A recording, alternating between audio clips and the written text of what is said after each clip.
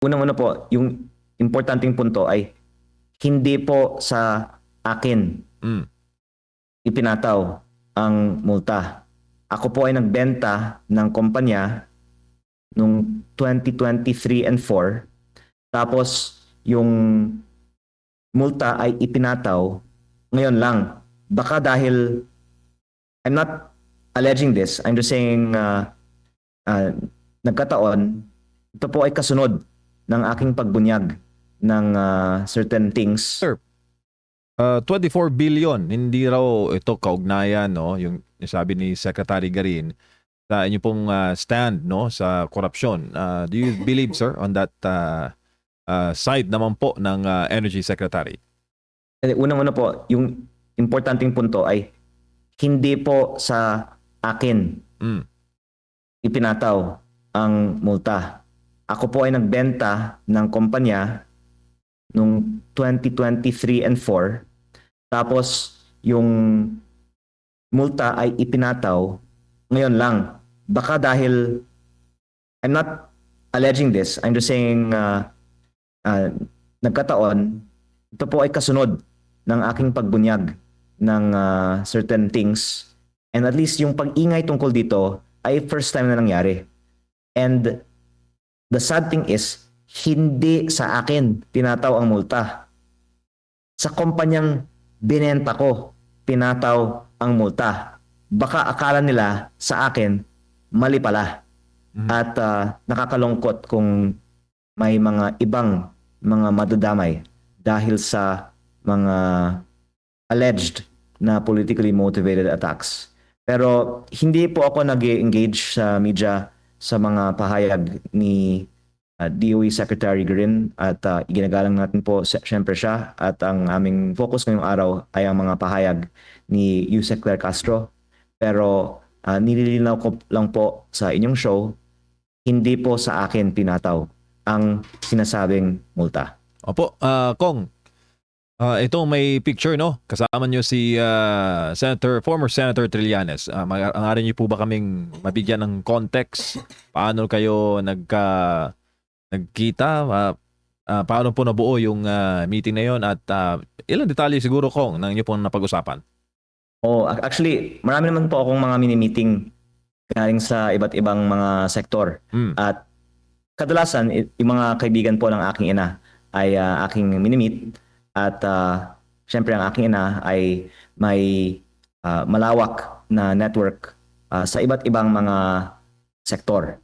At in general, humihingi po ako ng payo sa mga nakaranas ng mga hirap tulad ng mga dinadanasan ko ngayon.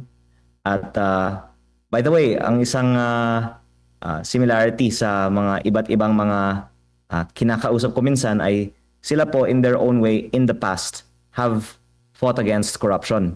Although of course we differ with each other in everyone's case on certain issues, those who in the past have fought against corruption have also been silenced by governments in their time, and many have been imprisoned. Again, there are people on the left, the middle, and the right who have been imprisoned for their political beliefs. At ito po ay isa sa mga tinatalakay ko kapag ako po ay humihingi din ng payo sa mga ibang mga kaibigan ng aking ina. Pero sir, yung Facebook post po ninyo, no? Yung po inyong post sa Facebook kasama si President BBM, yung sinabi po ninyo na lumikha ng 10,000 na mga trabaho sa ating mga kababayan, bilang may experience po sa business. Actually, we're courting for investors, Congressman, na mag-invest sa Pilipinas. Ano tingin nyo, sir, na mismong lokal na investment ay ginaganito po sa kasalukuyang administrasyon wherein parehas tayong nanghihikayat ng mga negosyante abroad na maglagak po ng papuhunan sa Pilipinas? Grabe po talaga ang epekto sa mga investors ng mga pangyayari tulad nito. At baka hindi coincidence na kasabay nitong mga pangyayari ngayong linggo, naging record low ang peso to dollar ng 59 to almost 50 centavos to 1. At ang foreign direct investment ay nasa post-COVID low.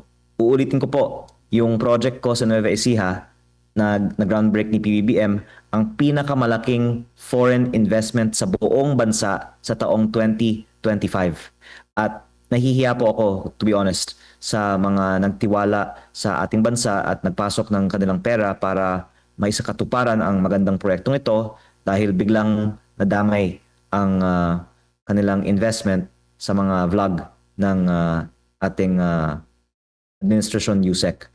At ang madadagdagan ko, ang dahilan na ibang mga negosyo ay hindi din natutuloy ay sa iba't ibang mga level ng ating gobyerno, may mga nanghihingi sa mga negosyante.